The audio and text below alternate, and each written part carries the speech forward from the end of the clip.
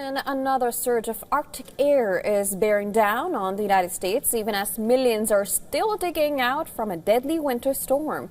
Forecasters warn that cold blasts could shatter temperatures records, hit power supplies, and threaten agriculture, especially in the southern states. Here's the latest now. A fresh wave of polar air is set to sweep across much of the United States from Thursday night, of course pushing south from the northern plains through the Midwest and into the Gulf Coast.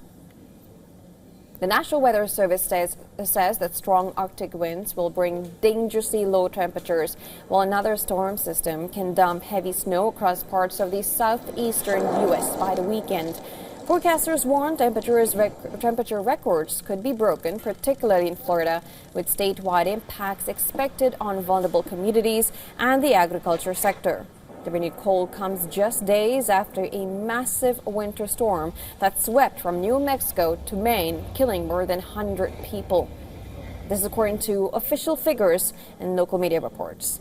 Across the southern United States, hundreds of thousands of customers remained without power on Thursday. Tennessee, Mississippi, and Louisiana were among the hardest hit. The Tennessee Emergency Management Agency says crews have cleared more than 3,000 fallen trees, calling the effort the gateway to recovery, which is critical to restoring power and protecting lives.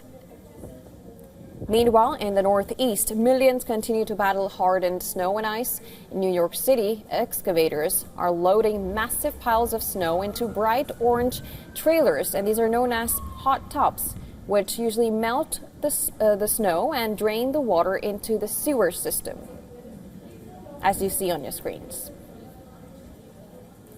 In Washington, D.C., authorities have been dumping truckloads of snow and ice at the site of the demolished Robert F. Kennedy Stadium, and residents, however, have criticized the response, with many streets still unplowed, snowbanks blocking crossings, and schools closed for 3 days after the storm.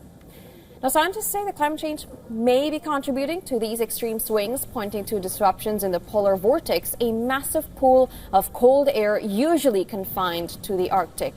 Researchers suggest uneven warming across the Arctic can weaken the vortex, allowing frigid air to spill south over North America more frequently.